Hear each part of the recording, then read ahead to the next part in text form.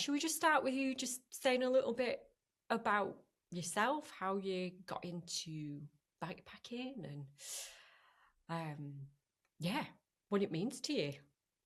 Okay. My name's Leanne, aka Bloomy Wild Adventures. And when I was about 28, I first got into bikepacking, very rustic way, with a massive rucksack and a very cheap hardtail. And I took myself off to the Isle of Aden for an overnight. And that was the start of my love for bikepacking. But I got there because I was basically burning out. I was doing too much for other people and not enough for myself. So yeah, that's where the connection with the landscape and the environment has started. And just trying to slow down a little bit and yeah, inject a little bit of fun back into my life. Good. Yeah. Fun is very important. We kind of forget that, I think, sometimes. Yeah, definitely. Because it's so serious when you get a bit older, isn't it? Yeah, it gets more and more serious, I think.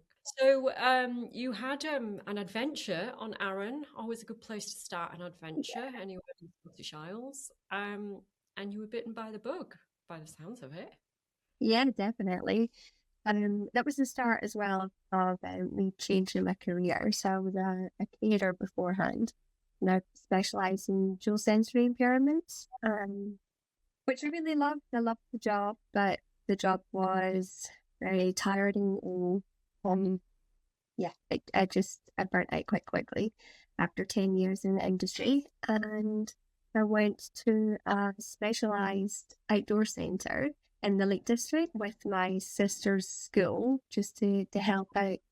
My sister has special needs, um, and that's when I was first introduced to people with additional support needs and access in the outdoors, and I was blown away. Just thought, I need to do this. I need to start working with the people that I love working with and doing it in an outside environment. So it was cool.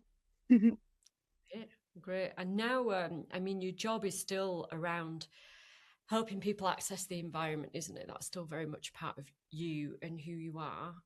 But Yeah, when you're not doing it, you live in it. yeah. Very lucky. Working play is good. Yeah. Yeah. For me, it's important to just get outside as much as I can. I'm a big fan of micro adventures and just loading up the bike for a few days. And it doesn't matter if I'm traveling, 50 miles or 200 miles, as long as I'm just kind of getting out and it's a human powered journey. I can slow down if I want to, I can speed up if I want to, I can camp wherever I drop, or just choose somewhere that's really scenic and beautiful and slow down. Just take a book with me, read, have a coffee, whatever I want to do. Yeah, the micro adventures I think are actually the most important thing that I've learned over the years. That's instructing and in my personal life as well. Then you applied for the scholarship, the EBR scholarship. So what was it that drew you to that? First of all, I thought it's a long shot. I had absolutely no chance of being successful. Um, but the fact that it was a scholarship for women, I was like, oh, this is brilliant. What a great opportunity for women. And I've dabbled in ultra endurance races, but I have struggled with my mindset on both of them. I knew physically that I was capable, but for some reason I couldn't get past the first couple of days without the rumination and the self chatter that was so negative, and it would just stop. It would stop everything, and I couldn't get past it. So I was very aware that I needed some sort of cognitive reframing coaching or something along those lines where I could speak to people who had lots of knowledge and experience. And I knew that you'd worked with a couple of other women that I follow on Instagram who are also neurodivergent like myself, so that you would have that experience to draw from and hopefully be able to help me just pinpoint what the problem is and give me some strategies to overcome them. And so far, it's already working. It's funny because I thought when I'd started that it would be like mental coaching and maybe some physical coaching as well, but had I hadn't realized how much central nervous system coaching that I needed. And I think that's where we're at just now. We're really focusing on like the rest and the recovery. And it's something that I knew I was terrible at, but I don't think I've really locked into it and just faced it head on, maybe. Perhaps I've been a little, um, I'm not sure what the word is, but maybe I've just been trying to avoid it and thinking if I'm physically resting one day, that's enough, but it's not. Yeah, it's not always. It depends how much we put ourselves through, doesn't it?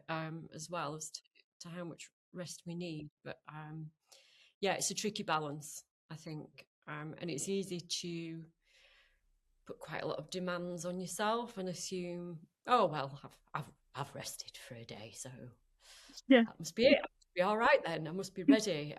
And it's quite hard to listen to your body, which might be saying something else. Um, and I think, especially for neurodivergent people who have some kind of ADHD or traits of ADHD, there's often a deep desire to move because moving soothes. Yeah. Um, so it's really hard to get the balance right between feeling mentally calm and soothed, but also allowing your body some time to recover. Your brain is like a racing car, and you have a racing car brain like everybody else, but it doesn't have any brakes. Yeah. I confirm. Yeah. Yeah, and I quite liked that analogy. I thought, oh yeah, that's quite a good analogy. Yeah, that's good. That's very good. So, what do you think is most helpful for you about coaching so far? Well, I think I've shared with you like my fitness program, and that's seems to be okay, and I can continue doing that. And to me, that feels good because it felt good whilst I was doing it. So it's nice to get that reassurance. Hmm. Um, all the dental training is really new to me. I had like a turbo, and I never really used it. So the fact that I've got that set up now permanently and I'm using it, and even if it's just, 30 minutes easy spin, like it's still movement and it's still, zone two training and all of the zones are definitely new to me. I think I do everything in at zone five. So it's quite nice to do things at zone 10.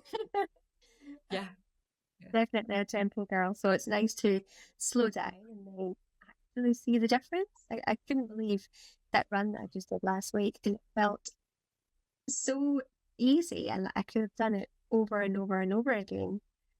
Yeah, so that's really good that the endurance baseline is increasing and getting better. yeah, I think I was surprised. I just expected it to be more physical stuff, and it's been less.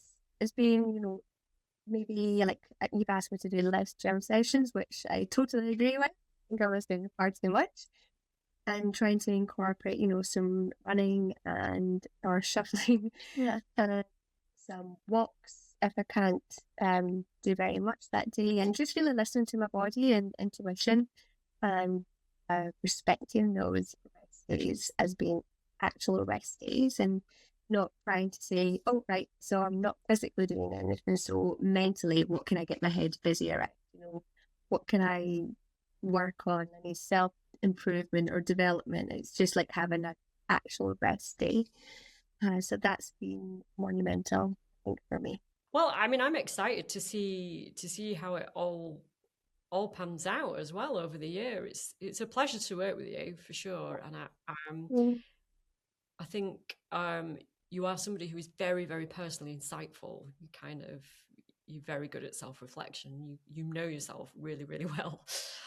Um, so that makes it a really interesting journey, Mm. and even more interesting because you're willing to be open about it, which I think is often a side of coaching that people can find difficult. They think just tell me what to do and I'll do it, but Yeah. I'm not going to share anything else with you. But you've kind of come in at 100% and really emotionally invested. And I think that makes a big difference to how the coaching relationship develops and how we can Mm. then work together better because of it. Because I understand more about you, and where you're coming from. Yeah. And I do think training's a holistic. You kind of coaching the whole person. It's not just the events, is it? Absolutely. And I think it's so important to be transparent with you. You know, otherwise I wouldn't be doing myself or yourself or the scholarship a service. It would just be, just along for the ride and being a bit of a passenger. So I really wanted to be really honest and just give it everything that I could. And sometimes that does mean that sharing things that are uncomfortable to share or having difficult conversations or maybe admitting that actually I'm exhausted or work was more tiring than I thought it was going to be. So all of these things I think are important for training. Yeah.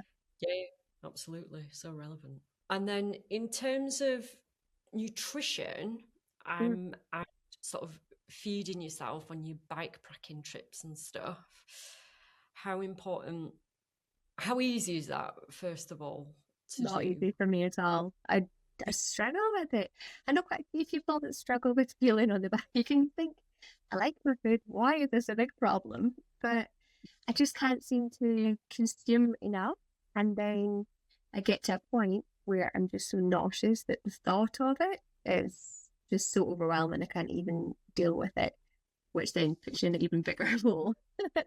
um, but I've been working on it. I've been trying to like drink carbs and use gels and bars wherever I can, keeping it like light and frequent seems to work with me quite a lot. And yeah, just having like a big variety of stuff.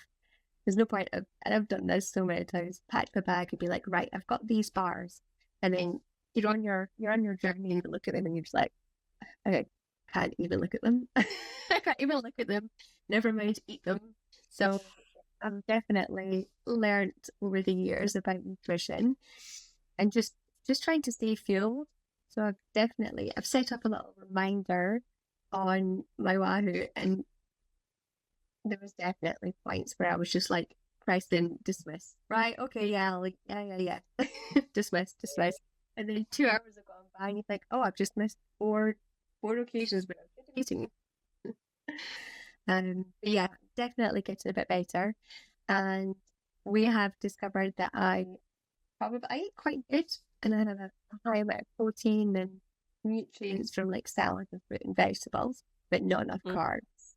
yeah. So I've definitely felt a difference. I don't know if it's because I've also had a week of really trying to like reset and recover, or if Mhm. it's because of the carbs as well. So I think it's probably a bit of both. But yeah, definitely increasing the carbs has been very good for me this week. Notice a difference. Yeah, yeah, it's a big difference.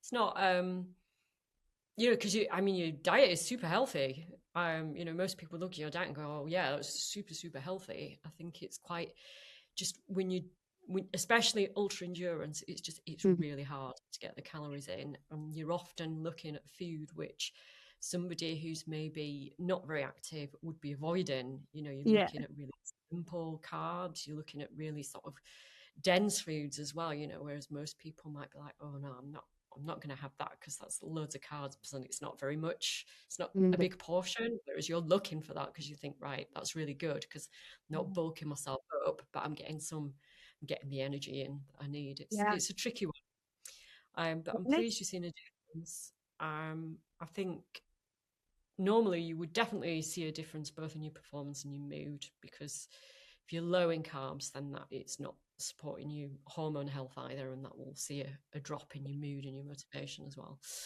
Definitely. um, and obviously it was you that had noticed your central nervous system was in a bit of distress, and your HRV was going down. Yeah. Your red rate was going up. So I think that showed some really good teamwork, didn't it? Because you were Yeah. looking at those figures and you sort of shared them with me and went, hang on a minute, what's going on here? Yeah. Um, Yeah. so yeah, that And I worked think well. that's where it's important to be honest with, it's, as soon as I'm finding something out or I'm thinking about something, I think it's important for me to share that with you. And, like we could bounce some ideas against each other or share knowledge or whatever it is. It's definitely helped.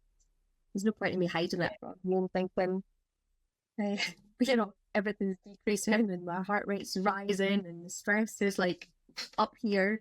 And then you don't know this and you're doing on the same training program. So like it makes no sense to hide that, right? It's all about being transparent. No, well, you just dig yourself a hole as well because you can Exactly. very easily get really overtrained just because you're too stressed. And and the training that you do is a bit of a waste of time because you can't, you don't respond to it in the Mm. same way.